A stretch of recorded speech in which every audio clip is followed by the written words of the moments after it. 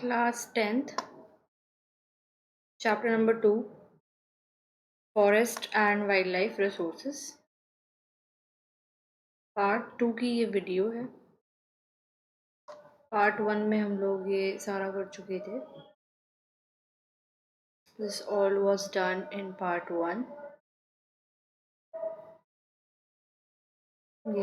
यहाँ से बेसिकली हमें बिगिन करना है।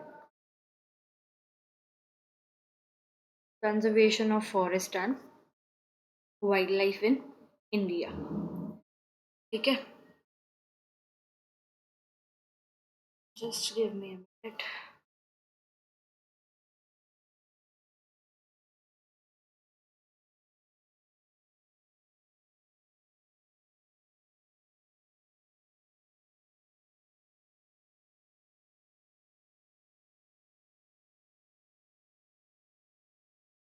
Yeah.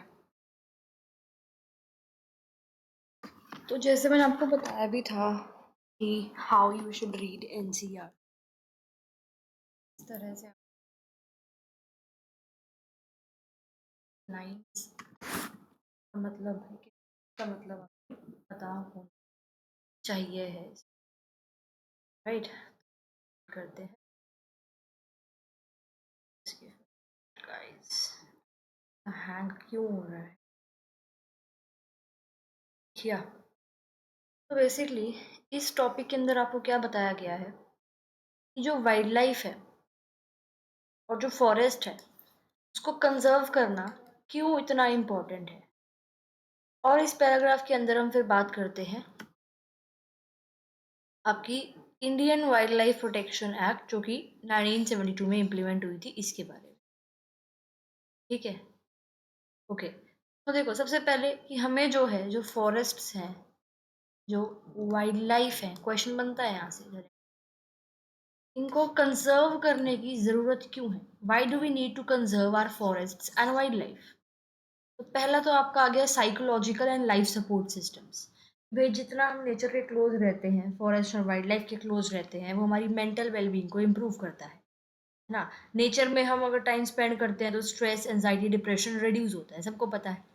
लाइफ सपोर्ट सिस्टम की अगर हम बात करें तो जो हमारा इन्वायरमेंट है वो हमें लाइफ सपोर्ट सिस्टम प्रोवाइड करता है, जैसे कि water, air and soil. Forest हैं वो हेल्प करते हैं एयर को प्योरीफाई करने में, वाटर साइकिल को रेगुलेट करने में और सॉइल फर्टिलिटी को मेंटेन करने में। अगर हम इन रिसोर्सेज को लूज कर रहे हैं तो ऑब्वियसली ह्यूमन लाइफ और जो प्लांट लाइफ है, जो एनिमल लाइफ है, बेसिकली जो बायोडाइवर्सिटी है अर्थ पे, वो क्या हो गई? हार्म होगी, राइट? तो फॉरेस्ट और वाइल्ड लाइफ को कंजर्व करने की पहली नीड क्या है आपकी? Psychological and life support system. दूसरी नीड की जो इस पैराग्राफ में हमें बता रखी है वो है एग्रीकल्चर एंड फिशरीज।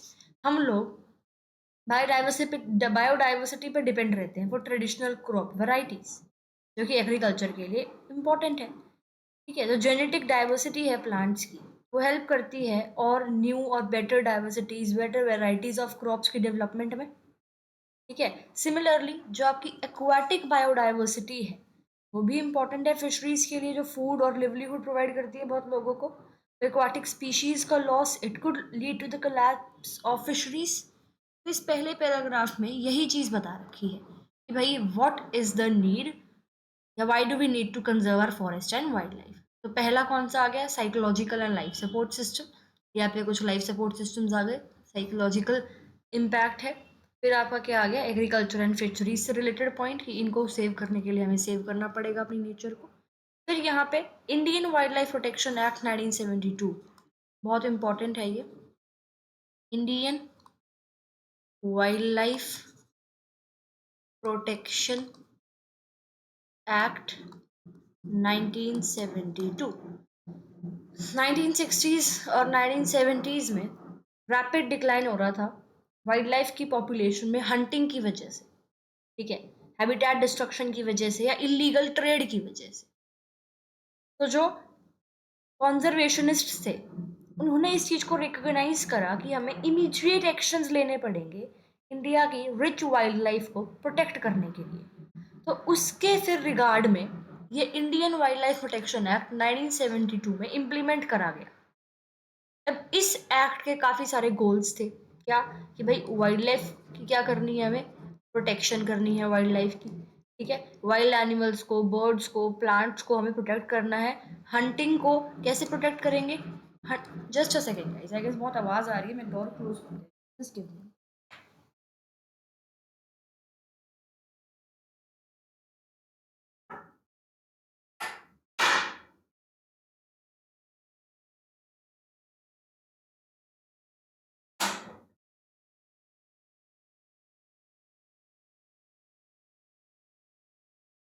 या तो वाइल्ड लाइफ प्रोटेक्शन एक्ट के जो गोल्स थे, पहले तो यही है, protection of wild life, wild animals को, बर्ड्स को और प्लांट्स को प्रोटेक्ट करना, हंटिंग बैन करके और हंटिंग को इलीगल बना के कि वो जो है एंडेंजर्ड स्पीशीज को हार्म करती है, इसलिए हंटिंग बैन है। प्रोटेक्शन ऑफ वाइल्ड लाइफ के साथ साथ प्रोटेक्शन ऑफ हैबिटेट की बात करी जाती है इसके अंदर, इस एक्ट के अंदर। जो फॉरेस्ट है, वेटलैंड है, या जो बाकी इंपॉर्टेंट हैबिटेट्स हैं, ठीक है, उसको हमें प्रोटेक्ट करना है। फिर इलीगल वाइल्ड लाइफ ट्रेड को बैन, तीसरा पॉइंट, जो वाइल्ड लाइफ ट्रेड है बेसिकली इलीगल, उसको बैन करना। जो इलीगल ट्रेड है वाइल्ड लाइफ का, एनिमल्स का, प्लांट्स का और उनके बॉडी पार्ट्स का, उसको बैन करना, ठीक है। तो कुछ प्रोविजंस हैं इस वाइल्ड लाइफ प्रोटेक्शन एक्ट के अंदर कि नेशनल पार्क्स और वाइल्ड लाइफ सेंचुरीज खोले गवर्नमेंट। गवर्नमेंट जो है वो नेशनल पार्क्स और वाइल्ड लाइफ सेंचुरीज तो क्रिएट करे, सेफ स्पेस क्रिएट करे एंडेंजर्ड स्पीशीज के लिए कि वहाँ पे रहे, वहाँ ब्रीड करे। जो ये एरियाज हैं फिर नेशनल पार्क्स और वाइल्ड लाइफ सेंचुरीज, उनको फिर लॉ के तहत प्रोटेक्शन मिले, ठीक है। प्रोटेक्टेड स्पीशीज की लिस्ट, प्रोटेक्टेड स्पीशीज की लिस्ट, ये एक्ट है वाइल्ड लाइफ प्रोटेक्शन एक्ट, ये एनिमल्स को और प्लांट्स को लिस्ट करती है कि जो ये एनिमल्स और प्लांट्स डेंजर में हैं और इनको लीगल प्रोटेक्शन की ज़रूरत है। तो उस लिस्ट के अंदर बेसिकली वो स्पीशीज को इंक्लूड करा जाता है जिनको ना ही हंट कर सकते और ना ही ट्रेड कर सकते, ठीक है। तो जो ये एक्ट है, ये पावर देती है गवर्नमेंट को कि आप लीगल एक्शन लो अगेंस्ट दोज जो कि माइनिंग, कैप्चरिंग या ट्रेडिंग प्रोटेक्टेड वाइल्ड लाइफ, ठीक है। तो this act gives power to the government to take legal actions against those who are involved in hunting, capturing या ट्रेडिंग प्रोटेक्टेड वाइल्ड लाइफ, ठीक है। तो जो ये ऑल इंडिया लिस्ट है of protected species, this all India list of protected species, wild life protection act के अंदर एक लिस्ट है, ये all India list of protected species, जिसके अंदर स्पीशीज को डिफरेंट शेड्यूल्स में बांटा जाता है। अब इसको आप स्किप कर सकते हो 10th वाले, बट बाकी एक्स्ट्रा नॉलेज के लिए 10th वाले बच्चे इसको, ठीक है। तो पहला तो आता है शेड्यूल 1, ठीक है। इस शेड्यूल के अंदर उन स्पीशीज को इंक्लूड करा जाता है जो कि मोस्ट एंडेंजर्ड है और जिनको हाईएस्ट नीड ऑफ प्रोटेक्शन की ज़रूरत है। और इस एरियाज में, मतलब बेसिकली जिन एरियाज में ये जो स्पीशीज शेड्यूल 1 में मेंशन्ड है उनको हंट करना कंप्लीटली प्रोहिबिटेड है, जैसे कि tiger, India rhino, Indian rhino, Asiatic lion, snow leopard और ब्लैक बक, ठीक है, ब्लैक बक। फिर आती है शेड्यूल 2 की लिस्ट, इसके अंदर all India list of protected species में शेड्यूल 2 आता है। वो स्पीसीज मेंशन्ड है जो हाई रिस्क पे हैं बट क्रिटिकली एंडेंजर्ड नहीं है या उतने रिस्क पे नहीं है जितने रिस्क में शेड्यूल 1 की स्पीसीज है। इनकी हंटिंग रेगुलेटेड है, देखो यहाँ तो कंप्लीटली प्रोहिबिटेड हंटिंग है, इनकी जो हंटिंग है वो रेगुलेटेड है और कई केसेस में प्रोहिबिटेड भी है। Example wild boar, crocodile and some species of deer. फिर आता है शेड्यूल 3 एंड 4, जो स्पीशीज लेस एंडेंजर्ड है बट स्टिल उनको क्या चाहिए है, प्रोटेक्शन चाहिए है, ठीक है। तो इन स्पीशीज की हंटिंग जो है वो रेगुलेटेड है और कई केसेस में उनको कैप्चर करने के लिए, हंटिंग करने के लिए स्पेशल परमिट की ज़रूरत है, जैसे कि मंकी की कुछ स्पीसीज हो गई, बैट्स हो गया, कुछ टाइप्स ऑफ बर्ड्स हो गए। फिर आता है शेड्यूल 5, शेड्यूल 5 के अंदर वो स्पीशीज हैं जो कि एंडेंजर्ड नहीं है, उनको सेम लेवल की प्रोटेक्शन नहीं दी जाती और इन एनिमल्स को कुछ सर्टेन कंडीशंस में हंट कर सकते हो। फिर आता है शेड्यूल 6, शेड्यूल 6 के अंदर प्लांट्स मेंशन्ड है जिनको प्रोटेक्ट करना है, उन प्लांट्स को कलेक्ट करना, उनको कट करना, उनको डिस्ट्रॉय करना विदाउट परमिशन लीगली प्रोहिबिटेड है। कुछ जो आपके एंडेंजर्ड मेडिसिनल प्लांट जो आ जाते हैं कुछ, जैसे कि रोडोडेंड्रंस, ठीक है, या जैसे कि ऑर्चिड्स, वो आ जाता है शेड्यूल 6 के अंदर। ठीक है। अब some species have been given full or partial legal protection against hunting and trade, जैसे कि टाइगर हो गया। ठीक है, जो नेशनल एनिमल है इंडिया का, one of the most endangered species है। वन हॉर्न राइनो हो गया। ठीक है।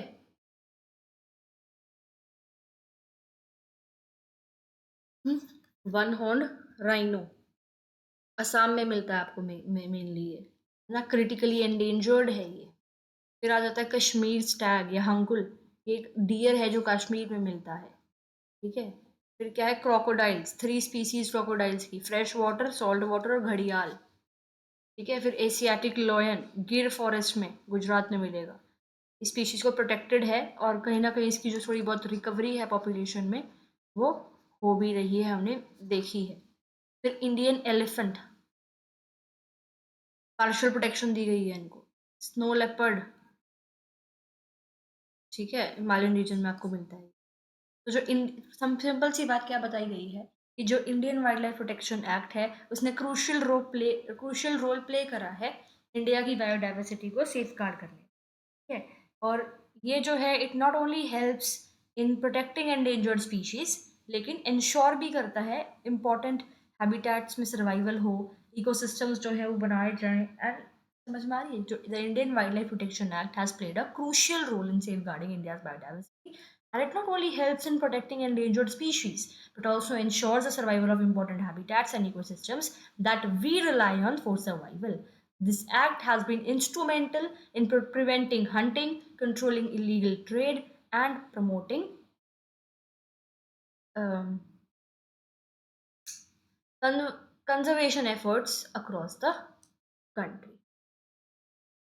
ठीक है।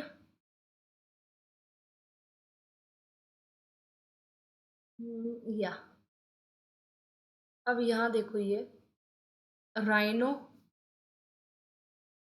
की पिक्चर है एंड ये डियर्स हैं कहाँ पर, काजीरंगा नेशनल पार्क में। काजीरंगा नेशनल पार्क बेसिकली अगर इसके बारे में हम देखें, 10th के लिए इंपॉर्टेंट नहीं है तो स्किप कर सकते हो, बाकी एक्स्ट्रा नॉलेज के लिए देख लो। एक वाइल्ड लाइफ सेंचुरी है ये, असम में है। ठीक है। Along the banks of Brahmaputra river. तो दो चीज़ ध्यान रखनी है, कहाँ पे है, असम में है। दूसरी, ये एक वाइल्ड लाइफ सेंचुरी है। तीसरी, कौन सी रिवर के बैंक के अलोंग, ब्रह्मपुत्र के। रिच बायोडाइवर्सिटी है, क्रूशियल रोल ये प्ले करती है in the conservation of various species, specially इनकी कंजर्वेशन में वन हॉर्न्ड राइनो। ठीक है, specially one horned rhino. Kaziranga national park जो है, इसमें वर्ल्ड के 2/3 इंडियन वन हॉर्न राइनोसरस जो है वो रहते हैं। और इनका अगर हम साइंटिफिक नाम देखें तो वो है राइनोसेरस यूनिकॉर्निस। ठीक है। तो ये जो पार्क है, ये यूनेस्को वर्ल्ड हेरिटेज साइट भी है। Kaziranga national park, it is a UNESCO world heritage site. इसका एरिया की अगर हम बात करें तो 1078 स्क्वायर किलोमीटर्स का इसका एरिया है and one of the richest biodiversity hotspots है ये इन इंडिया में। ठीक है। टाइगर्स भी आपको यहाँ पे मिल जाएंगे, एलिफेंट्स भी मिल जाएंगे। ठीक है। एशियन एलिफेंट्स जो हैं, wild buffaloes and swamp dear भी यहाँ पे मिल जाएंगे। स्वैम्प डियर बारह सिंघा जो है, राइट। और यहाँ पे बर्ड्स भी बहुत सारी मिल जाएंगी, ग्रेट इंडियन हॉर्नबिल है, बंगाल फ्लोरिकन है, इस टाइप की। जो इसका लैंडस्केप है काजीरंगा का, वहाँ पे कुछ ग्रासलैंड्स भी हैं, कुछ फॉरेस्ट भी हैं, कुछ वेटलैंड्स भी हैं, है ना। और जैसे ब्रह्मपुत्र रिवर की साइड में है तो variety of plant animal species यहाँ पे मिली जाएगी। पर काजीरंगा जो है, ये प्रोजेक्ट टाइगर के अंडर आता है। ठीक है। और हाई पॉपुलेशन है यहाँ पे राइनोस की, लेकिन जो राइनोस है वो थोड़ा सा चैलेंज फेस करते हैं पोचिंग की वजह से, ये हॉर्न्स के लिए, right, for their horns. Poaching and illegal wildlife trade, especially rhino horns, have been significant threats in the past. However, efforts to curb poaching have been successful here. And flooding यहाँ पे हो जाती है monsoon seasons के time पे, तो sometimes that wash away the habitat and it disturbs the wild life. और Kaziranga road, air और रेल हर जगह से एक्सेसिबल है। नियरेस्ट एयरपोर्ट अगर हम इसके देखें तो गुवाहाटी है, और नियरेस्ट रेलवे स्टेशन गोलाघाट। ठीक है, सिंपल। अब नेक्स्ट देखते हैं प्रोजेक्ट टाइगर के बारे में। प्रोजेक्ट टाइगर एक कंजर्वेशन इनिशिएटिव है जो कि गवर्नमेंट ऑफ इंडिया ने लॉन्च किया था 1973 में, बंगाल टाइगर को प्रोटेक्ट करने के लिए। बंगाल टाइगर का जो साइंटिफिक नेम है वो है पैंथेरा टिग्रिस टिग्रिस। ठीक है, एंड ये जो स्पीशीज है टाइगर की, it was facing threat of extinction. क्यों? हैबिटेट डिस्ट्रक्शन की वजह से, पोचिंग की वजह से, और प्रे बेस जो है इनका कम हो रहा था। ठीक है, हर्बीवोरस एनिमल खाने को इनको नहीं मिल रहा। तो जो ये प्रोजेक्ट है, it was actually conceived bye wild life institute of India. ये एम करता है कि जो टाइगर की पॉपुलेशन है उसको हम सेफ गार्ड करें, कि जो प्रॉब्लम्स है यानी कि हैबिटेट की प्रॉब्लम है, यानी कि उनको हम हैबिटेट प्रोवाइड करवाएं। ठीक है, और जो ये हंटिंग है वो कम करवाएं, प्रे बेस जो है वो प्रोवाइड करवाएं। इससे इनकी पॉपुलेशन को इंक्रीज करवाना है। सर्वाइवल ऑफ टाइगर्स जो है उसको इंश्योर करेंगे नेचुरल हैबिटेट्स में। ठीक है, तो ये बेसिकली कहीं ना कहीं इसका काम था। प्रोजेक्ट टाइगर जो है, it is led to the establishment of tiger reserves across India. अगर हम देखें तो 50+ टाइगर रिजर्व्स हैं इंडिया में इस इनिशिएटिव प्रोजेक्ट टाइगर के अंडर। और हर एक टाइगर रिजर्व जो है वो it is managed with specific focus tiger conservation पे, हैबिटेट प्रोटेक्शन पे और रिसर्च पे। जिम कॉर्बेट नेशनल पार्क जैसे आ गया आपका। ठीक है, Jim Corbett national park first tiger reserve है उत्तराखंड में। ठीक है, और ऑल्सो फर्स्ट टाइगर रिजर्व है इंडिया का भी। फिर सुंदरबन टाइगर रिजर्व वेस्ट बंगाल में है। टाइगर जो है वहाँ पे मैनग्रूव फॉरेस्ट में रहते हैं। रणथंबोर टाइगर रिजर्व सबने सुन रखा होगा, टाइगर की बहुत ज़्यादा पॉपुलेशन वहाँ पे मिल जाएगी, राजस्थान में है। काजरंगा टाइगर रिजर्व ये बताया ही है। ठीक है, ये आपका असम में है। ओके, चैलेंजेस क्या है यहाँ पे टाइगर्स के लिए? पोचिंग, टाइगर्स को हंट करा जाता है उनकी स्किन के लिए, बोन्स के लिए। और ह्यूमन वाइल्ड लाइफ कॉन्फ्लिक्ट का थोड़ा सा दिक्कत यहाँ पे है, हैबिटेट लॉस की दिक्कत है। तो क्या प्रोजेक्ट टाइगर जो है वो सक्सेसफुल रहा है? बिल्कुल रहा है। ठीक है, जो ऑल इंडिया टाइगर एस्टिमेशन है, ऑल इंडिया टाइगर जो है इसने एस्टिमेशन किया है कि जो टाइगर पॉपुलेशन है वो रिसेंट ईयर्स में इंक्रीज हो रही है। तो इंडिया जो है अब 75% of the world tiger population के लिए घर है। ये प्रोजेक्ट को फंड कौन करता है? Government of India. लेकिन कुछ वेरियस नेशनल इंटरनेशनल ऑर्गेनाइजेशन हैं, एनजीओज हैं, लोकल कम्युनिटीज़ हैं, उन्होंने भी काफ़ी इंपॉर्टेंट रोल प्ले किया है इस प्रोजेक्ट को इम्प्लीमेंट करने में।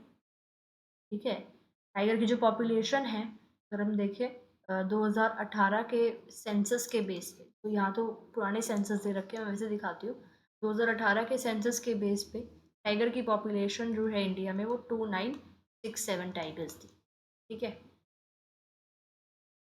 क्लियर?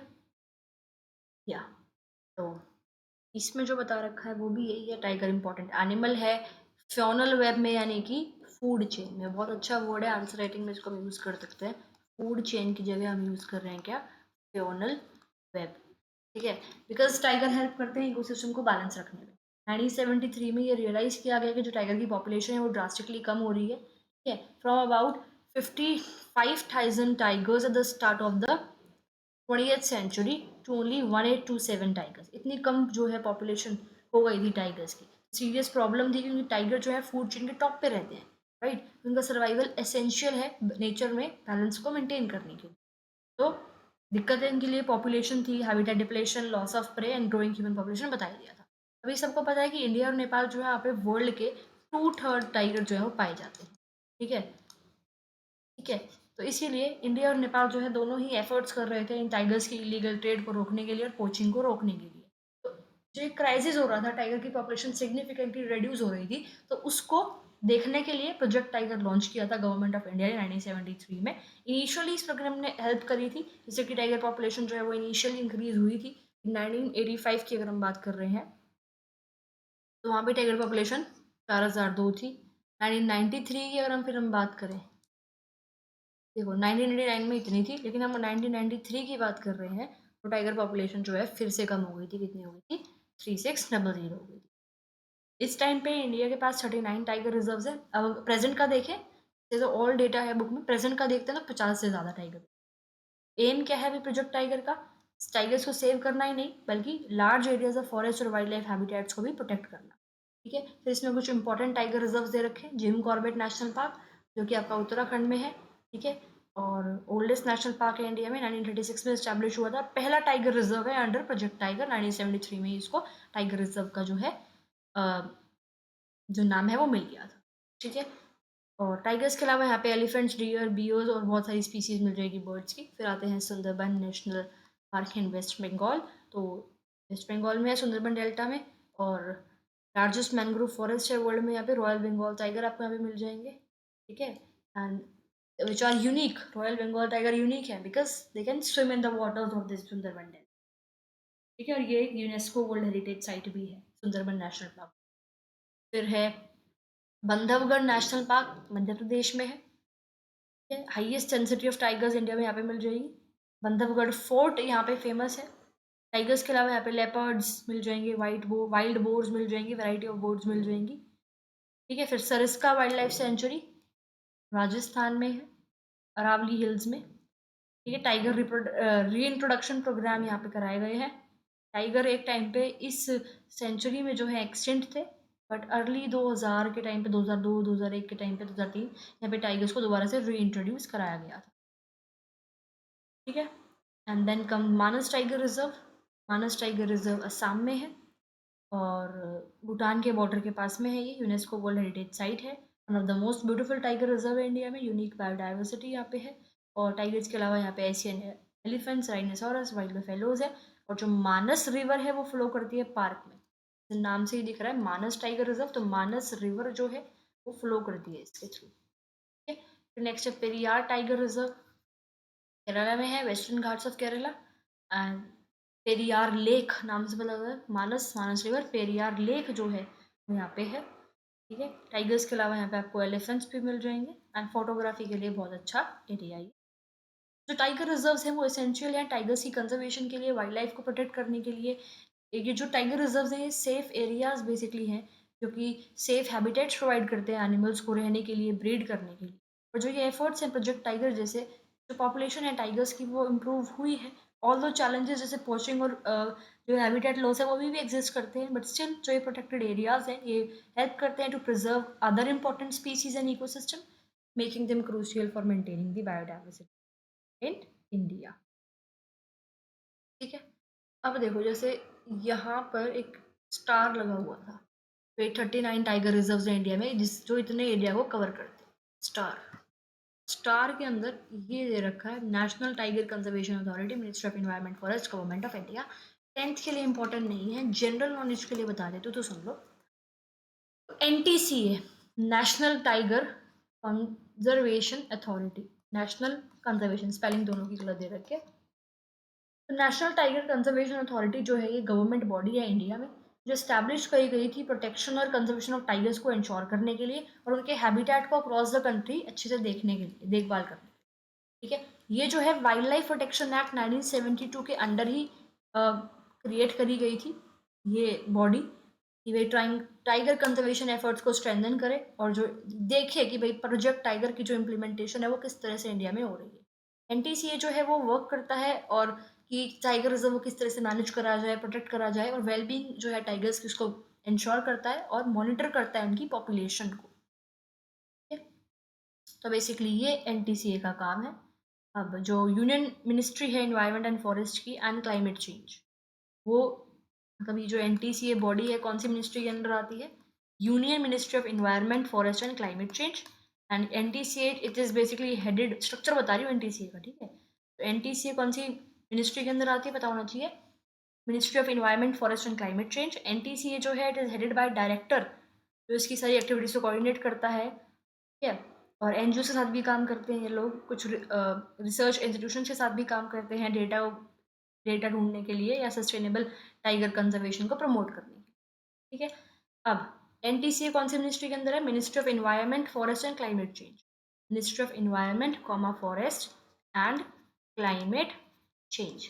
अब ये जो मिनिस्ट्री है ये गवर्नमेंट बॉडी है, which is responsible for the formulation and implementation of policies, plans and programs related to, नाम से पता लग रहा है, environment, forest conservation and climate change in India। ठीक है, सिंपल सी बात है। ओके, अब हम यहाँ पे आते हैं इस पैराग्राफ में क्या बता रखा है, बेसिकली जो कंजर्वेशन प्रोजेक्ट्स का फोकस है वो ग्रेजुअली शिफ्ट हो रहा है। भाई ऐसा नहीं कि हम सिर्फ इंडिविजुअल स्पीशीज को प्रोटेक्ट कर रहे हैं, ठीक है, अब इनका फोकस चेंज हो रहा है कि हम पूरी की पूरी बायोडाइवर्सिटी को प्रोटेक्ट करें, राइट। जो फोकस है कंजर्वेशन प्रोजेक्ट्स का, it is gradually shifting from protecting individual species to conserving biodiversity as a whole. ठीक है, बायोडाइवर्सिटी क्या है, जो वेराइटी ऑफ लाइफ है अर्थ पे, plants, animals, insects and microorganisms. तो अब प्रेजेंट में जो कंजर्वेशन एफर्ट्स लगाए जा रहे हैं वो और इंक्लूसिव हो रहे हैं और प्रैक्टिकल हो रहे हैं, और इन पे फोकस करा जा रहा है कि हम लाइफ की हर एक फॉर्म को प्रोटेक्ट करें, एक सिंपल सिंगल इंडिविजुअल फोकस ना करें। पास्ट में क्या हो रहा था, जो कंजर्वेशन प्राइम जो है वो प्राइमरी फोकस कर रहा था किस पे, लार्ज एनिमल्स को प्रोटेक्ट करने में, जैसे कि tigers, elephants and rhinos. But अब अटेंशन दी जा रही है स्मॉलर स्पीसीज को भी, जैसे कि butterflies, beetles and dragonflies. जो ये इंसेक्ट्स हैं ये भी काफ़ी ज़्यादा इंपॉर्टेंट रोल प्ले करते हैं इकोसिस्टम में, जैसे कि पोलिनेशन हो गया, जिससे एक हेल्दी इन्वायरमेंट बना रहता है। ठीक है, तो जो वाइल्ड लाइफ प्रोटेक्शन एक्ट है 1980 का और 1986 का, ठीक है, ये क्रिएट करे गए थे कि वाइल्ड लाइफ जो है इंडिया में उसको सेफ गार्ड करें, और इन एक्ट्स के अंदर जो स्पीशीज जो हैं उनको ज़्यादा लीगल प्रोटेक्शन देने की बात करी गई थी। ठीक है, 1991 में जो प्लांट्स हैं उनको भी इंक्लूड करा गया था लिस्ट ऑफ प्रोटेक्टेड स्पीसीज में। इनिशियली सिर्फ 6 प्लांट स्पीशीज को लिस्ट करा गया था, लेकिन बाद में धीरे धीरे जो है इस लिस्ट को बढ़ाया गया था। ठीक है, तो सिंपल सी बात है, यानी कि क्या हो रहा है, कंजर्वेशन एफर्ट्स में हम और स्पीसीज को इंक्लूड कर रहे हैं। इसके अंदर इंडिया जो है वो ट्राई कर रहा है कि हम सिर्फ आइकॉनिक एनिमल्स को प्रोटेक्ट ना करें, बट जो छोटे एनिमल्स हैं, इंसेक्ट्स हैं, उनको भी प्रोटेक्ट करें। ये जो इनको जनरली ओवरलुक करा जाता है, तो इनको प्रोटेक्ट करने से जो है बैलेंस ऑब्वियसली सोसाइटी में जो है बनेगा ही बनेगा। ठीक है, अब देखो जैसे इसमें दे रखा है, इंपॉर्टेंट है, टेंथ टेंथ क्लास के लिए इंपॉर्टेंट नहीं है, टेंथ में आएगा सिलेबस में मैप है ना, वाइल्ड लाइफ सेंचुरीज और नेशनल पार्क से रिलेटेड, तो वो देख लेना, नहीं है तो छोड़ देना इसको। बाकी एक्स्ट्रा इन्फॉर्मेशन के लिए ये जो चीज़ें मैं बता रही हूँ टेंथ वाले स्किप कर सकते हैं। तो देखो, इंडिया बेसिकली जो है उसके अंदर काफ़ी सारे वाइल्ड लाइफ सेंचुरीज हैं, काफ़ी सारे नेशनल पार्क्स हैं। ठीक है, जो ये protect these protected areas actually play a crucial role in the conservation of India's rich biodiversity। थोड़ा सा मैं बता देती हूँ नेशनल पार्क्स के बारे में और वाइल्ड लाइफ सेंचुरीज के बारे में, उनकी लोकेशन के साथ। ये तो ज़रा मैं एक इंडिया का मैप ओपन कर, जस्ट गिव मी, या जस्ट सी नाउ। सबसे पहले जिम कॉर्बेट नेशनल पार्क, तो ये दिख रहा होगा आपको उत्तराखंड में, ये रहा जिम कॉर्बेट नेशनल पार्क, यहाँ पर है। ठीक है, तो ये बेसिकली हिमालय की फुट हिल्स में है, ओल्डेस्ट नेशनल पार्क है इंडिया में। ठीक है, और 1936 में इसको इस्टेब्लिश करा गया था, और जिम कॉर्बेट नेशनल पार्क का पुराना नाम था heli national park. Tigers, elephants, leopards वगैरह यहाँ पे आपको मिल जाएंगे। फिर असम में आपका ये रहा कजरिंगा नेशनल पार्क, यहाँ पर दिख रहा है। ठीक है, एंड ब्रह्मपुत्र रिवर के बैंक्स में है ये, वन हॉर्न राइनोसोरस वगैरह यहाँ आपको मिल जाएंगे। फिर वेस्ट बंगाल में सुंदरबन नेशनल पार्क, ये रहा यहाँ पर बिल्कुल इधर। ठीक है, जो सुंदरबन डेल्टा रीजन है वहाँ पर आपको दिख रहा होगा। नेक्स्ट है बंधवगढ़ नेशनल पार्क, ये रहा यहाँ पर एमपी में, मध्य प्रदेश में। ठीक है, और विंध्या हिल्स जो है मध्य प्रदेश में, वहाँ पे बेसिकली ये है। फिर गिर नेशनल पार्क जो सौराष्ट्र वाला रीजन है, ये रहा गिर नेशनल पार्क, वहाँ पे ये है। एशियाटिक लोयन आपको दिख जाएगा। रणथंबोर नेशनल पार्क, ये रहा इधर। ठीक है, सवाई माधोपुर जो डिस्ट्रिक्ट टाउन है बेसिकली राजस्थान में, वहाँ पर आपको ये मिल जाएगा। पेरियार नेशनल पार्क केरला में, ये रहा, ये रहा, यहाँ दिख रहा होगा ना आपको, ये देखो, ये रहा पेरियार यहाँ पे। ठीक है, पेरियार नेशनल पार्क, वेस्टर्न घाट जो है केरला के, वहाँ पे दिख रहा होगा। फिर है नंदा देवी नेशनल पार्क, ये रहा। ठीक है, गढ़वाल हिमालयाज में दिखेगा उत्तराखंड में। मानस नेशनल पार्क भूटान के बॉर्डर के पास आपको दिख जाएगा, ये रहा यहाँ मानस नेशनल पार्क। ठीक है, कान्हा नेशनल पार्क मध्य प्रदेश में है।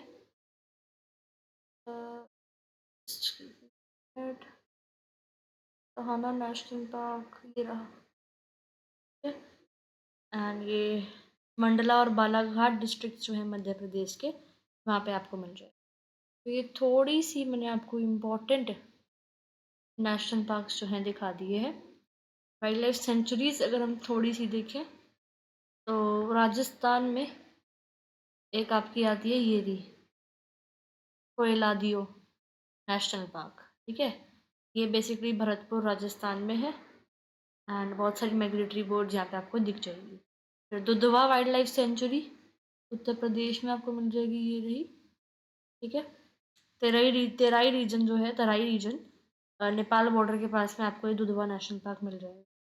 Mudumalai wildlife sanctuary Tamil Nadu में है, मधुमलाई वाइल्ड लाइफ सेंचुरी, ठीक है। एंड नीलगिरी हिल्स में आपको मिल जाएगी, तमिलनाडु और केरल के बॉर्डर के पास में। You can just take this. फिर Sariska wildlife sanctuary Rajasthan में है, रहा, ठीक है। सरिस्का स्पेलिंग गलत है इसमें, रावली रेंज में जो है ये आपको मिल जाएगी।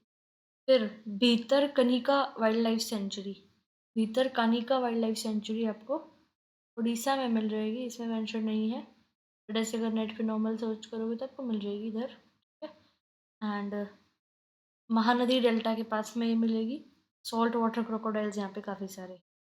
फिर उत्तराखंड में है एक राजा जी नेशनल पार्क, ये रहा, जो कि एक वाइल्ड लाइफ सेंचुरी है। शिवालिक हिल्स जो है उत्तराखंड में, उसके पास में हरिद्वार के पास में आपको ये मिल जाएगा, राजा जी नेशनल पार्क। फिर है ताडोबा अंधेरी टाइगर रिजर्व, महाराष्ट्र में है, ये रहा, ठीक है। जो चंद्रापुर डिस्ट्रिक्ट है महाराष्ट्र में, वहाँ मिल जाएगा। कान्हा टाइगर रिजर्व बताया था अभी।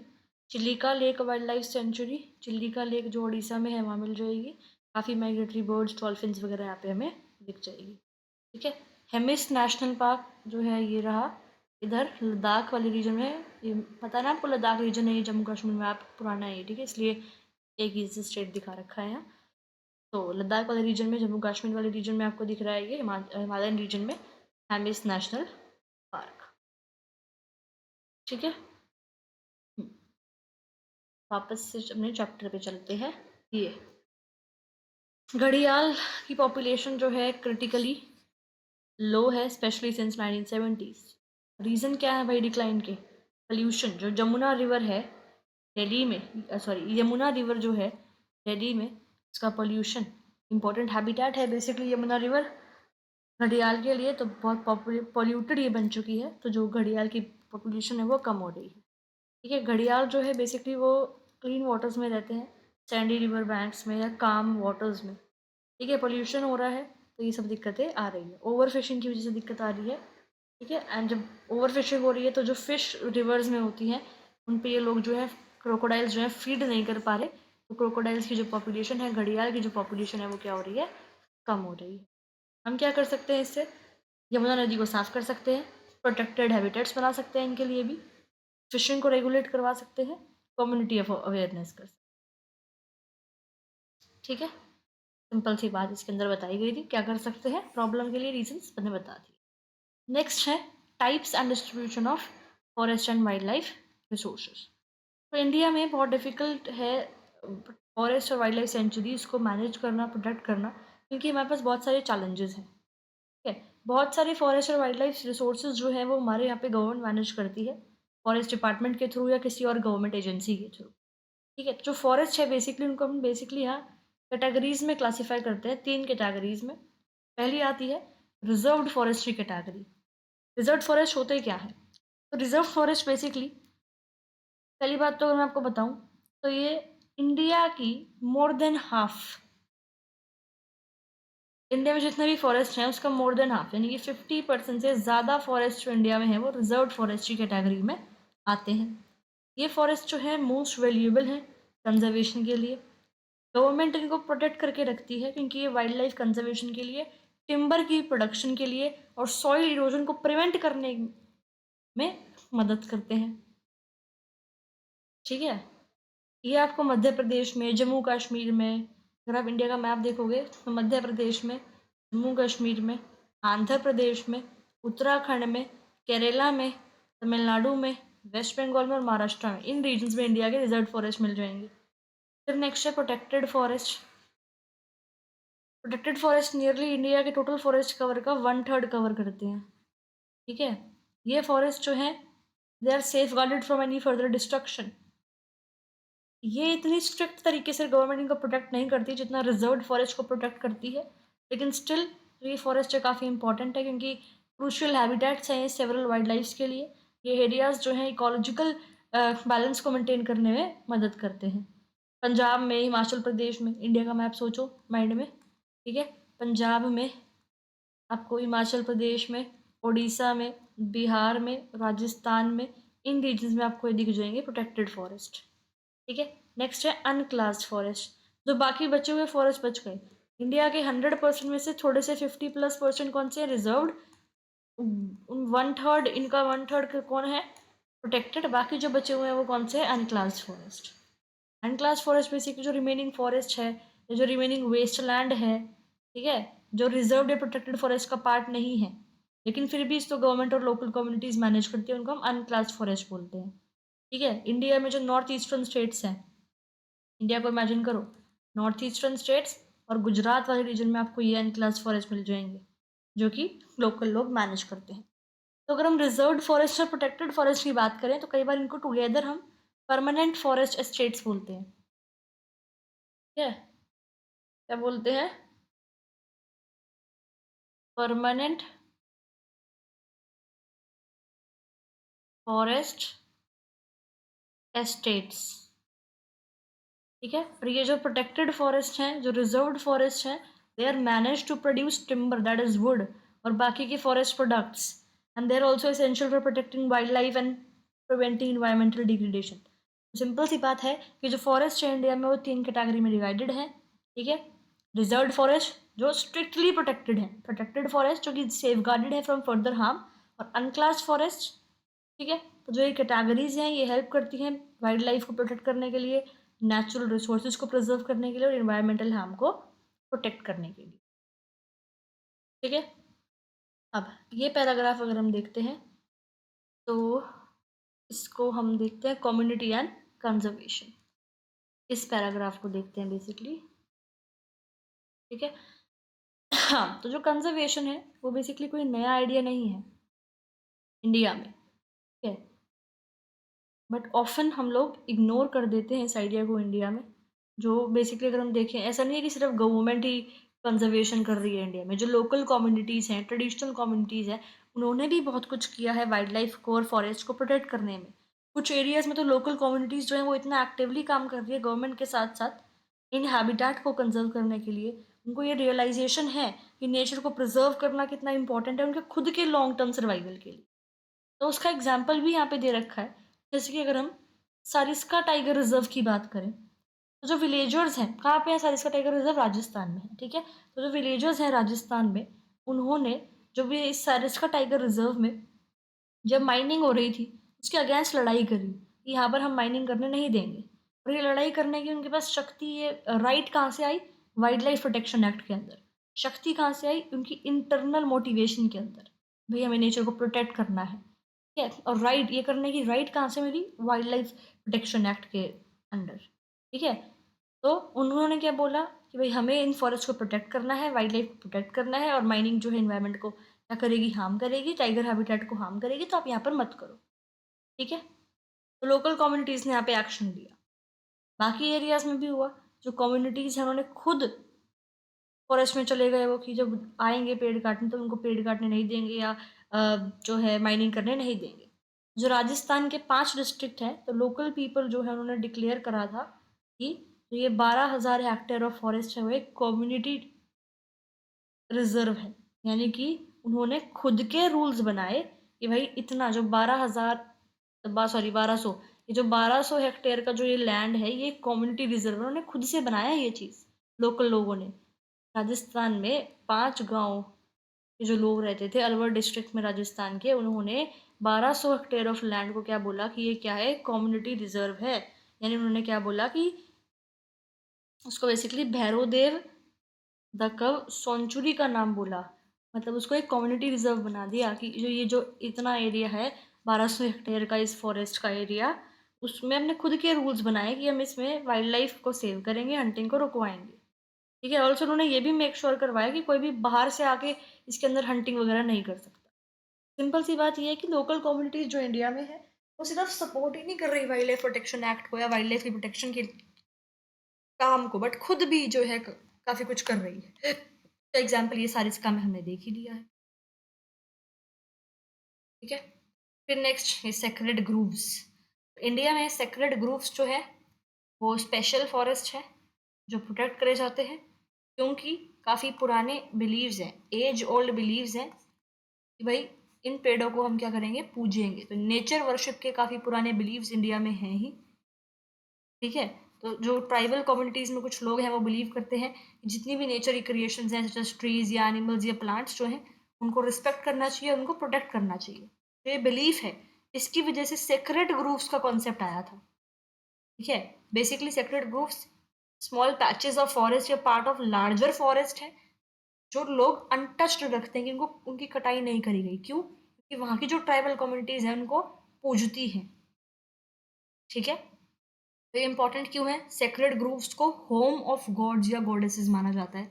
मतलब एक बड़ा सा फॉरेस्ट है, वहाँ पे एक छोटा सा एक सेक्रेड ग्रूव है, मान लो कि भाई यहाँ पे जो है गॉड एंड गॉडेस रहते हैं, तो इस एरिया को हमें प्रोटेक्ट करना है। जो यहाँ पे ट्रीज है उनको वर्शिप करना है, इस एरिया को क्या करना है, सेव करना है।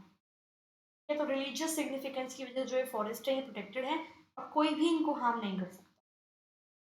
ठीक है। जो ये ग्रूव्स हैं, लोकल पीपल बिलीव करते हैं कि अगर हम इन एरिया के साथ इंटरफेयर करें, भगवान जी जो है वो नाराज हो जाएंगे। तो इसीलिए जो ये फॉरेस्ट है, जो सेक्रेड ग्रूव्स वाले एरिया है, वो अनडिस्टर्ब लोग छोड़ देते हैं। एग्जाम्पल है काफी सारे सेक्रेड ग्रूव्स, जैसे कि मुंडा ट्राइब जो है छोटा नागपुर में। ठीक है। ये रखा ना, मुंडा संथाल ट्राइब और छोटा नागपुर रीजन, ये जो है वर्शिप करते हैं किसको, माहुआ को, जिसका दूसरा नाम दे रखा है बसिया लातीफोलिया, और कड़म्बा को जिसका नाम दे रखा है एंथोकैपुलस कड़म्बा ट्रीज, इनको करते हैं। तो जो ट्राइबल्स हैं उड़ीसा में और बिहार में, वो टैमरिंड को, इमली के पेड़ को और मैंगो के पेड़ को पूछते हैं वेडिंग्स के टाइम पे, आम की पत्तियां, राइट। मैंगी फेरा इंडिका, मैंगो का नाम, टैमरिंड का टैमरेंडस इंडिका। ठीक है। और बहुत लोग हम पीपल की पूजा करते हैं, बनियन ट्रीज की पूजा करते हैं, इनको सेक्रेड माना जाता है, स्पेशली वेडिंग्स के टाइम पे भी। ठीक है। इवन कुछ सेक्रेड एनिमल्स भी हैं, राइट। कुछ प्लेसेस में एनिमल्स की अगर हम बात करें, जैसे कि लंगूर हैं, ठीक है, बंदर बेसिकली, और ये मकाओ फ्यूज हैं, बेसिकली टाइप ऑफ पैरट। ठीक है। टेम्पल्स के आसपास ये मिलेंगे, तो उनको रिस्पेक्ट के साथ ट्रीट करा जाता है, उनको लोग खाना डालते हैं। ठीक है, as a part of temple community. Example देखो एक, जैसे कि बिश्नोई जो विलेजेस हैं राजस्थान में, ठीक है, तो अगर वो ब्लैक बक जो कि एक एंटीलोप जैसा एनिमल है, चिंकारा है, नीलगाय है, इनको पिकॉक्स जो है उनको मानते हैं अपनी कम्युनिटी का पार्ट, और उनको कोई भी हार्म नहीं करता। सिंपल सी बात है कि इंडिया में बहुत सारी ट्राइब्स और कम्युनिटीज ऐसी हैं जिनकी कुछ ट्रेडिशनल बिलीव्स हैं, जिसकी वजह से इस रिलीजियस कमिटमेंट की वजह से कुछ एरियाज को नेचर के, जैसे कि फॉरेस्ट एरिया, एनिमल्स को क्या करा जाता है, प्रोटेक्ट कर दिया जाता है, अनटच्ड छोड़ दिया जाता है। ठीक है। फिर ये चिपको मोमेंट, एक फेमस, इसके बारे में क्वेश्चन आ जाता है भाई। चिपको मोमेंट फेमस एनवायरमेंटल मोमेंट है जो कि हिमालयाज में स्टार्ट हुआ था। लोकल कम्युनिटीज़ ने इसको लीड किया था, स्पेशली वुमेन ने, जिन्होंने पेड़ों को हग कर लिया था कि भाई इनको नहीं काटना है। ठीक है। तो सक्सेसफुली इस मोमेंट जो मूवमेंट से जो डिफॉरेस्टेशन है वो स्टॉप हो गई थी कुछ बहुत सारे एरियाज़ में। इवन इस मूवमेंट ने लोगों को ये भी दिखाया कि जो कम्युनिटीज़ हैं वो इम्पोर्टेंट रोल प्ले कर सकती हैं फॉरेस्ट की प्रोटेक्शन से रिलेटेड। ठीक है। समझ में आ रहा है? और जो इवन जो ये मूवमेंट है, it also inspired ecological farming, यानी कि फार्मिंग इस तरह से करो जो कि नेचुरल है और इन्वायरमेंट के लिए अच्छी है। इस टाइप की फार्मिंग जो है वो किसी भी हार्मफुल केमिकल्स जैसे कि पेस्टिसाइड या फर्टिलाइजर पे डिपेंडेंट नहीं रहती। और जो फार्मर्स हैं, जो कम्युनिटी ग्रुप्स हैं, जैसे कि इकोलॉजिकल फार्मिंग समझ में आ गया, ठीक है, जैसे कि बीज बचाओ आंदोलन, ठीक है, और नवदन्या हैव शोन, इन दोनों ने जो है ये दे हैव शोन कि ये पॉसिबल है क्रॉप्स को हेल्दी वे में ग्रो करना without using harmful chemicals, it can still be economically successful. बीज बचाओ आंदोलन की अगर बात करें, यानी कि सेव द सीड्स, राइट, एक एनवायरमेंटल कैंपेन है, तो फोकस करता था किस पे?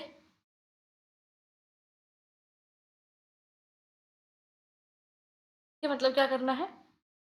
क्रॉप्स को ग्रो करना है विदाउट केमिकल्स। नवदन्या ये एक ऑर्गेनाइजेशन है, ठीक है, और ये भी बायोडाइवर्सिटी को प्रमोट करती है, ठीक है। या अब जॉइंट फॉरेस्ट मैनेजमेंट प्रोग्राम,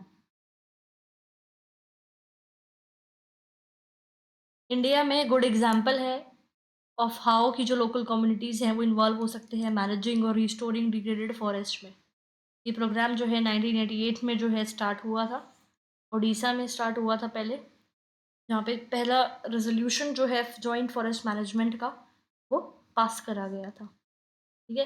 तो कैसे प्रोग्राम काम कैसे करता है? जो लोकल पीपल हैं, स्पेशली जो फॉरेस्ट के आसपास रहते हैं, वो फॉरेस्ट की केयर करते हैं, उनको प्रोटेक्ट करते हैं। लोकल ग्रुप्स या इंस्टीट्यूशंस बनाते हैं वो, और फिर टुगेदर काम करते हैं फॉरेस्ट को प्रोटेक्ट करने का और उसको और ज़्यादा आगे ग्रो करने का, ठीक है। फिर और क्या होता है इसके अंदर भाई? जो फॉरेस्ट है वो इस प्रोग्राम के अंडर, जो डिग्रेडेड फॉरेस्ट लैंड है वो गवर्नमेंट ऑन करती है या फॉरेस्ट डिपार्टमेंट ऑन करता है, और फिर उसको क्या करता है? इम्प्रूव करता है उसको, ठीक है, प्रोटेक्ट करता है। तो इन रिटर्न बेनिफिट्स भी होते हैं। फॉरेस्ट को प्रोटेक्ट करने के रिटर्न में जो कम्युनिटीज़ हैं उनको बेनिफिट्स भी मिलते हैं, जैसे कि नॉन टिम्बर प्रोडक्ट्स जो है उनको मिल रहे हैं, है ना, जैसे कि फ्रूट्स, मेडिसिनल प्लांट, हर्ब्स और बैम्बू जो लोग वहाँ से कलेक्ट कर सकते हैं और बेच भी सकते हैं। फिर अगर फॉरेस्ट सक्सेसफुली प्रोटेक्टेड है और दोबारा से हेल्दी बन गया, तो जो कम्युनिटी है उनको टिम्बर भी मिल गया, ठीक है। तो यानी कि सिंपल सी बात ये है कि जो जॉइंट फॉरेस्ट मैनेजमेंट प्रोग्राम है वो क्या है कि जो लोग हैं, वो लोकल कम्युनिटीज़ जो हैं, वो साथ में आकर फॉरेस्ट डिपार्टमेंट के साथ डैमेज फॉरेस्ट की जो है प्रोटेक्शन कर रहे हैं, ठीक है। तो की लेसन क्या है इन्वायरमेंटल प्रॉब्लम से उनके सोल्यूशन से इंडिया में? जो लोकल कम्युनिटीज़ हैं उनको भी इन्वॉल्व होना चाहिए नेचुरल रिसोर्सेज की मैनेजमेंट में, उनको प्रोटेक्ट करना चाहिए, ठीक है। तो वो इन्वायरमेंट को भी हेल्प करता है, उन लोगों को भी हेल्प करता है। लेकिन फिर भी इंडिया में अभी भी बहुत कुछ काम करने के लिए है ना। बहुत सारे डिसीजंस जो हैं वो गवर्नमेंट बनाती है, लेकिन कई बार लोकल कम्युनिटी से नहीं पूछती, तो वो थोड़ी बहुत दिक्कतें जो है इंडिया में चलती रहती है, ठीक है। सिंपल इसमें यही बताया गया है कि however there is still a lot of work to do before local communities become the main decision makers in how these resources are managed. Right now many decisions are made without asking the local communities. So in future we need to make sure कि जो चीज़ें हैं, जो rules हैं वो people focused है, environmentally friendly है और इकोलॉजिकली बेनिफिशियल एक्टिविटीज़ जो हैं वो हो रही हैं। Okay, so this simply means that making sure कि जो डेवलपमेंट है it doesn't harm the nature, और बेनिफिट जो है वो दोनों लोगों को भी मिल रहा है और इन्वायरमेंट को भी मिल रहा है। तो इन शॉर्ट लोकल कम्युनिटीज़ जो हैं they should be at the centre of decisions about how to use and protect nature, but this is something that will take time to achieve. तो गवर्नमेंट रूल्स ले रही है, ठीक है। ये coat है गौतम बुद्धा की, आंसर्स में इसको यूज कर लेना। क्या है कोट? कोट है, a tree is a peculiar organism of unlimited kindness and benevolence, and makes no demand for its subsistence, and extends generously the products of its life activity. It affords protection to all beings, offering shade even to the X-men who destroy it. तो simple सी बात है, इसमें क्या बताया जा रहा है कि जो ट्री है वो एक इनक्रेडिबली काइंड और जेनरस ऑर्गेनिज्म है। ट्रीज जो है वो कुछ भी नहीं मांगते हैं रिटर्न में अपने सर्वाइवल के लिए, इंस्टेड हमें बहुत सारी चीज़ें फ्री में देते हैं, जैसे कि शेड, फ्रूट्स और बेनिफिट्स सबको देते हैं। इवन जो इनको काटते हैं एक्समैन, अब ये एक ट्री है, अब मान लो एक ये फॉरेस्ट है, एक्समैन ने काफ़ी सारे फॉरेस्ट काट दिए, पेड़ काट दिया, थक गया तो बैठेगा तो पेड़ के नीचे ना शेड लेने के लिए, इसको भी प्रोटेक्ट कर रहे हैं ट्रीज। सिंपल सी बात है, जो ट्रीज हैं वो कैसे हैं? सेल्फलेस ऑर्गेनिजम्स हैं, वो खुद के लिए कोई कुछ डिमांड नहीं करते, लेकिन बाकी लिविंग बींग्स को प्रोटेक्ट करते हैं। इवन उन लोगों को भी जो ट्रीज को हार्म करते हैं उनको भी ट्रीज जो है प्रोटेक्शन देते हैं सेल्फलेसली, ठीक है। तो कुछ भी एक्सेप्ट नहीं करते ट्रीज। ये क्या दिखाता है? काइंडनेस दिखाता है, ठीक है। अब देखते हैं एक्सरसाइज क्वेश्चंस, ठीक है।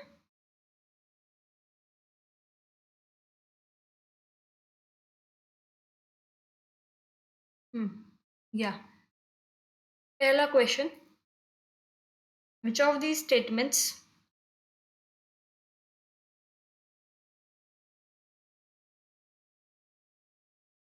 is not a valid reason for the depletion of flora and fauna? Agricultural expansion है, large scale development projects है, grazing and fuel wood collection, ये नहीं आएगा।